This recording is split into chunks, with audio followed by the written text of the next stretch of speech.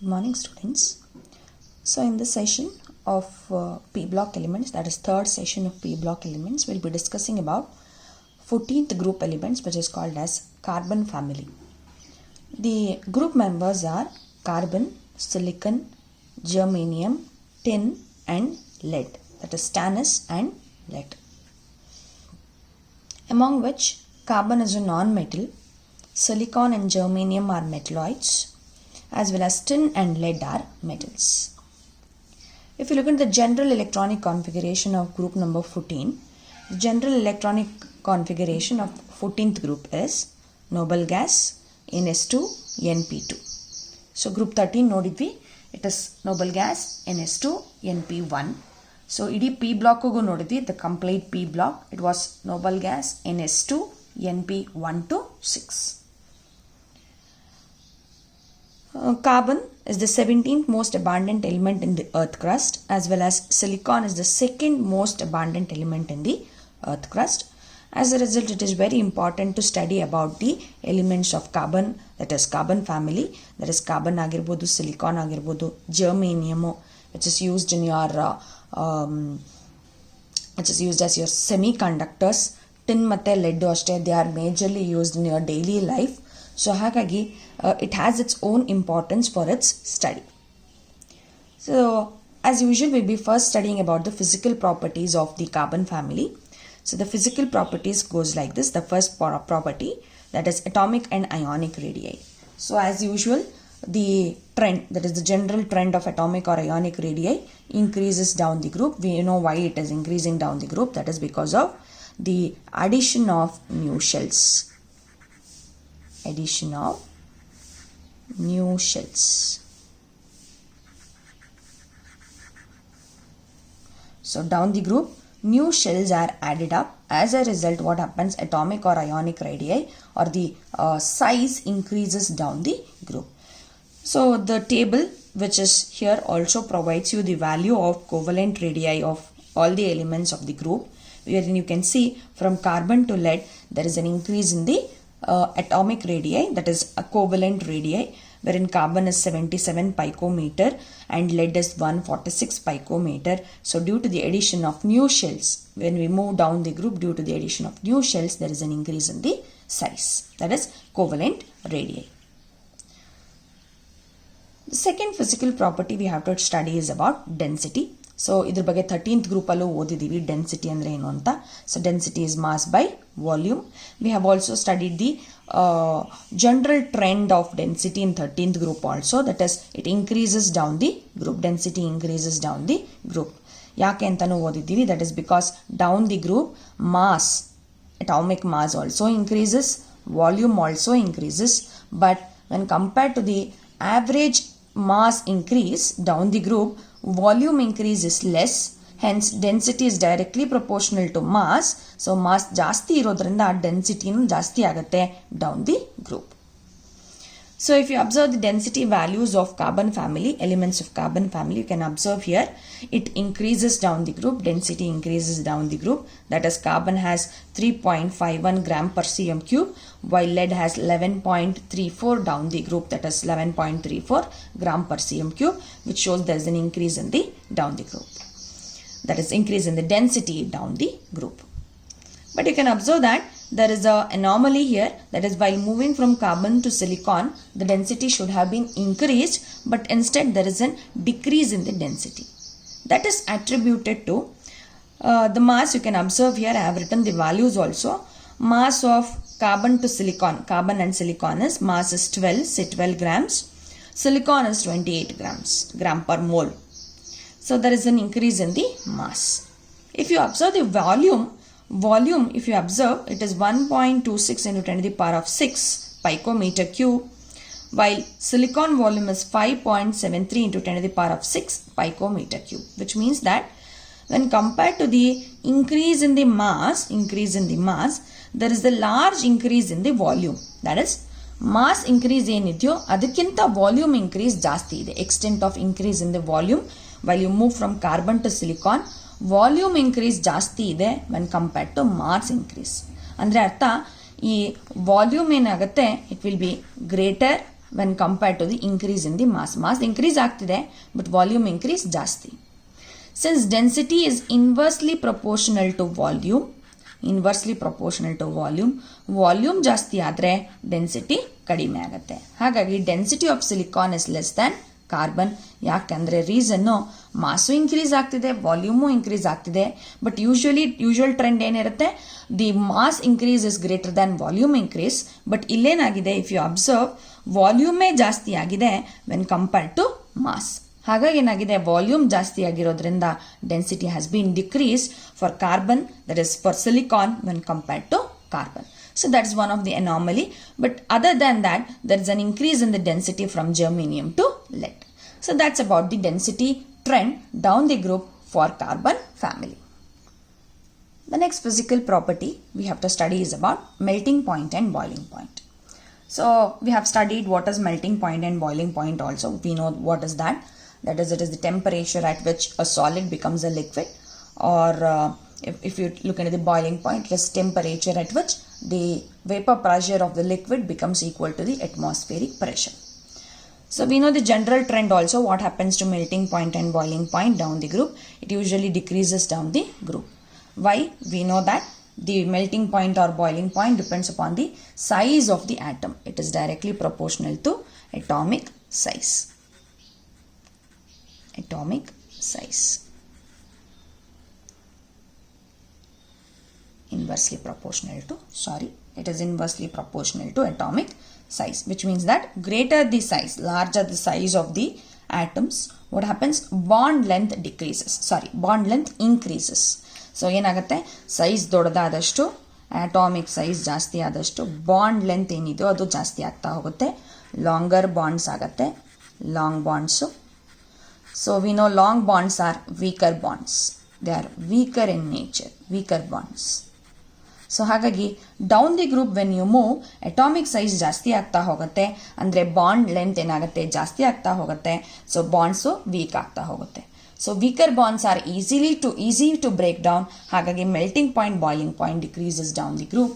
So this topic even we have studied in your group 13. So ಹಾಗಾಗಿ down the group ಏನು trend ಇದೆಯೋ ಅದನ್ನೇ group 14 elements follow ಮಾಡುತ್ತೆ. That is group 14 ಎಲಿಮೆಂಟ್ಸ್ದು melting point ಮತ್ತು boiling point decreases down the group. The next physical property is ionization enthalpy. So this also follows the same trend, that is ionization enthalpy decreases down the group. We know why it is decreases down the group. That is because of increase in the size. Atomic size ಜಾಸ್ತಿ ಆಗ್ತಾ ಹೋಗುತ್ತೆ. ಹಾಗಾಗಿ outermost electron ಅಂದರೆ valence ಎಲೆಕ್ಟ್ರಾನ್ಸ್ಗೆ ಏನು effective nuclear charge felt ಆಗ್ತಾ ಇರುತ್ತೋ ಅದು ಕಡಿಮೆ ಆಗ್ತಾ ಹೋಗುತ್ತೆ. ಸೊ ಹಾಗಾಗಿ ಲಾರ್ಜ್ ಆಟಮ್ಸ್ ಅಲ್ಲಿ ಅಥವಾ ಬಿಗ್ ಸೈಜ್ ಆಟಮ್ಸ್ ಅಲ್ಲಿ removal of that electron is very easy. ಹಾಗಾಗಿ ionization enthalpy is less for bigger atoms. So ionization enthalpy decreases down the group. So first ionization enthalpy compare ಮಾಡಿದ್ರೆ 13th ಗ್ರೂಪ್ಗಿಂತ 14th ಗ್ರೂಪ್ಗೆ ಜಾಸ್ತಿ ಇರುತ್ತೆ. That is because size decreases along the period. So ಹಾಗಾಗಿ along the period ಅಂತ ತಗೊಂಡಾಗ 14th group ಎಲಿಮೆಂಟ್ಸ್ಗೆ 13th group ಎಲಿಮೆಂಟ್ಸ್ಗಿಂತ ಸೈಜು ಕಡಿಮೆ ಇರೋದ್ರಿಂದ ಬಿಕಾಸ್ ಆಫ್ ಸೈಜ್ ಕಡಿಮೆ ಇರೋದ್ರಿಂದ ಅಯೋನೈಸೇಷನ್ ಎಂಥಾಲ್ಪಿ ಜಾಸ್ತಿ ಇರುತ್ತೆ for 14th group elements when compared to 13th group elements. Obviously first ionization enthalpy compare ಮಾಡಿದ್ರೆ it will be less than second ionization enthalpy, which will be less than third ionization enthalpy for all elements. ಅದನ್ನೇ ಇಲ್ಲೂ trend follow ಮಾಡುತ್ತೆ. ಏನು first ionization enthalpy ಅಂದರೆ it is the energy required to remove the first outermost electron. Second ionization enthalpy ಅಂದರೆ ಅದ್ರ ಒಳಗಡೆ inner core electron. Third ionization enthalpy ಅದ್ರ ಒಳಗಡೆ electron. We know that when we move towards the nucleus ಎಲೆಕ್ಟ್ರಾನ್ಸ್ನ remove ಮಾಡೋದು it is difficult. ಯಾಕಂದರೆ when we move towards the inner core of the atom, nucleus ಹತ್ತತ್ರ ಹೋಗ್ತಿದ್ದ ಹಾಗೆ effective nuclear charge felt by the electron ಜಾಸ್ತಿ ಇರುತ್ತೆ. ಹಾಗಾಗಿ outermost electron remove ಮಾಡೋದು ಸುಲಭ, ಒಳಗಡೆ ಹೋಗ್ತಾ ಹೋಗ್ತಾ ಎಲೆಕ್ಟ್ರಾನ್ಸ್ನ ರಿಮೂವ್ ಮಾಡೋದು ಕಷ್ಟ. That is because these are the electrons which are tightly bound to the nucleus. So hence third ionization energy is greater than second, which is greater than first ionization enthalpy. Same trend will be followed even for your 14th group elements. The next physical property we have to study is about electronegativity. So electronegativity, so general trend follow ಮಾಡುತ್ತೆ group 14 elements way, that is it decreases down the group. Again this is attributed to the size of the atom. ಏನಾಗುತ್ತೆ size ದೊಡ್ಡದಾದಷ್ಟು the nature of pulling the electron towards itself, bonded electrons na pull ಮಾಡ್ಕೊಳ್ಳೋ nature ಕಡಿಮೆ ಆಗ್ತಾ ಬರುತ್ತೆ. That is because effective nuclear charge as the size increases decreases, ಕಡಿಮೆ ಆಗುತ್ತೆ effective nuclear charge. ಹಾಗಾಗಿ the nature of pulling the bonded electrons ಕಡಿಮೆ ಆಗುತ್ತೆ. ಹಾಗಾಗಿ electronegativity decreases down the group. But when compare to 13th group it is greater, electronegativity ಜಾಸ್ತಿ ಇರುತ್ತೆ. That is because we know along the group, that is along the period, electronegativity increases due to the decrease in the size. That is because ಇಲ್ಲೇ ಬರೆದಿದ್ದೀನಿ smaller size ಇದೆ ಅಂದರೆ 14th group elements when compare to 13th group size ಕಡಿಮೆ ಇರುತ್ತೆ. ಹಾಗಾಗಿ effective nuclear charge felt by those electrons ಜಾಸ್ತಿ ಆಗುತ್ತೆ. ಹಾಗಾಗಿ they has the capacity to pull the shared pair of electrons. ಹಾಗಾಗಿ 14th ಗ್ರೂಪ್ ಎಲಿಮೆಂಟ್ಸ್ಗೆ 13th ಗ್ರೂಪ್ ಎಲಿಮೆಂಟ್ಸ್ಗಿಂತ electronegativity ಜಾಸ್ತಿ ಇರುತ್ತೆ. But as usual down the group ಹೋಗ್ತಾ ಎಲೆಕ್ಟ್ರೋನೆಗೆಟಿವಿಟಿ ಕಡಿಮೆ ಆಗ್ತಾ ಬರುತ್ತೆ. The next physical property is catenation. It is a special property that is shown by only 14th group elements. So what is catenation anta nodidre, it is the capacity of the elements for bonding with the same elements in a series to form long chain. E capacity na you call it as catenation, which is not shown by any other elements of the periodic table, but it is the special character attributed to your 14th group elements. So it's a special property shown by this group. So ಏನಿದು catenation ಅಂದ್ರೆ ಈ elements ಏನಿದೆಯೋ ಈ elements they has the capacity to bond with itself to form long chain molecules. ಈ ತರ ಅದ್ರ elements ಜೊತೆಗೇನೆ bonding capacity ಜಾಸ್ತಿ ಇರುತ್ತೆ to form long chain like this. So ಆ ಪ್ರಾಪರ್ಟಿನ you call it as catenation. So catenation is the property shown by your group 14 elements. So ಈ catenation property ನೋಡಿದ್ರೆ ಯಾವುದಕ್ಕೆ ಎಷ್ಟು ಮಟ್ಟಕ್ಕೆ catenation ಪ್ರಾಪರ್ಟಿ ಇದೆ ಅಂದರೆ highest is for your carbon. That is carbon can link with other carbon atoms of its own element to form thousands of atoms ಜೊತೆ chain ಮಾಡಿ it can form very long chain molecules. ಹಾಗಾಗಿ catenation is highest for carbon. Down the group ಏನಾಗ್ತಾ ಹೋಗುತ್ತೆ, catenation property decrease ಆಗ್ತಾ ಹೋಗುತ್ತೆ. The property decreases down the group. ಅಂದರೆ ಸಿಲಿಕಾನ್ಗೆ ಕಡಿಮೆ, ಜರ್ಮೇನಿಯಂಗೆ ಇನ್ನೂ ಕಡಿಮೆ, ಜರ್ಮೇನಿಯಂ ಮತ್ತು ಟಿನ್ ಸ್ಟ್ಯಾನಸ್ ಏನಿದೆಯೋ ಅದಕ್ಕೆ ಈಕ್ವಲ್ ಬರುತ್ತೆ, ವಿಚ್ ಇಸ್ ಲೆಸ್ ದ್ಯಾನ್ ಲೆಡ್ಗೆ ಇನ್ನೂ ಲೀಸ್ಟ್ ಆಗುತ್ತೆ. So catenation property decreases down the group. ಅಂದರೆ ಸಿಲಿಕಾನು ಕಾರ್ಬನ್ ಅಷ್ಟು ಉದ್ದುದ್ದ ಚೈನನ್ನು ಫಾರ್ಮ್ ಮಾಡೋಕ್ಕಾಗಲ್ಲ, ಜರ್ಮೇನಿಯಂ ಸಿಲಿಕಾನ್ ಅಷ್ಟು ಉದ್ದುದ್ದ ಚೈನ್ನ ಫಾರ್ಮ್ ಮಾಡೋಕ್ಕಾಗಲ್ಲ, ಜರ್ಮೇನಿಯಂ ಮತ್ತು ಟಿನ್ಗೆ same. lead also has catenation property less, that is carbon ಎಷ್ಟು ಉದ್ದದ ಕಾರ್ಬನ್ ಚೈನ್ನ ಫಾರ್ಮ್ ಮಾಡುತ್ತೋ ಅದಕ್ಕಿಂತ ಕಡಿಮೆ lead ಫಾರ್ಮ್ ಮಾಡುತ್ತೆ. that is it is least catenation property showing element of the group. So ಈ catenation property of carbon is the sole reason for your organic chemistry. Organic chemistry, the existence of organic chemistry. In organic chemistry ಅಂದ್ರೆ ಓದಿದೀವಿ, it is the study of carbon and its elements. So organic chemistry ಏನಕ್ಕೆ ಬಂತು, or the rise of this organic chemistry is due to this catenation property of carbon. ಈ linking property ಏನು ಮಾಡುತ್ತೆ, it creates a vast amount of compounds of carbon which has categorized its study into its organic chemistry. So ಹಾಗಾಗಿ organic chemistry ಹುಟ್ಟೋದಕ್ಕೆ ಕಾರಣ the ಕಾರ್ಬನ್ದು ಒಂದು property ಅಂತ ತಗೊಂಡ್ರೆ, major property ಅಂತ ತಗೊಂಡ್ರೆ it is catenation. The next physical property is allotropy. So allotropy is also a very special property shown by this carbon, that is group 14th element. ಬೇರೆ ಎಲಿಮೆಂಟ್ಸ್ನು allotropy ತೋರಿಸುತ್ತೆ. So what is allotropy ಅಂತ ತಗೊಂಡ್ರೆ, it is the existence of 2 or more different physical forms of an element. ಒಂದು ಎಲಿಮೆಂಟ್ದು of an element. So ಯಾವುದಾದ್ರೂ ಒಂದು element ತಗೊಂಡ್ರೆ if it is found in 2 different physical forms, those physical forms are called as allotropy. So ಈ ಗ್ರೂಪ್ದು ಅಂದರೆ group 14th ಎಲ್ಲ elements they show allotropy except lead ಬಿಟ್ಟು ಬಾಕಿ ಎಲ್ಲವೇ ದೇ ಶೋ allotropy. ಎಕ್ಸಾಂಪಲ್ ತಗೊಂಡ್ರೆ carbon is found as diamond and graphite. So ಅದು ನಮ್ಗೆ ಗೊತ್ತು. Fullerene it is also an allotropic form of your carbon. ಇದ್ರ ಬಗ್ಗೆ ಡೀಟೇಲ್ ಸ್ಟಡಿ ಮಾಡಬೇಕು. That is chemical property study ಮಾಡುವಾಗ ಎಲೋಟ್ರೋಪಿಕ್ ಫಾರ್ಮ್ಸ್ ಆಫ್ ಕಾರ್ಬನ್ ನ study ಮಾಡ್ತೀವಿ. ಸೊ ಹಾಗಾಗಿ these group elements, all the elements show allotropy except lead. The next physical property is valency. What is the valency ಅಂತ ತಗೊಂಡ್ರೆ ಎಲ್ಲಾ elements, ಈ ಗ್ರೂಪಿನ ಎಲ್ಲಾ elements they show tetravalency. They show tetravalency. That is, they can form minimum of 4 bonds with any other elements. So the common valency ತೋರ್ಸತ್ತೆ ಎಲ್ಲಾ elements. The common valency is tetravalency. That is, valency is equal to 4. So the last physical property we have to study in carbon family is about oxidation states. So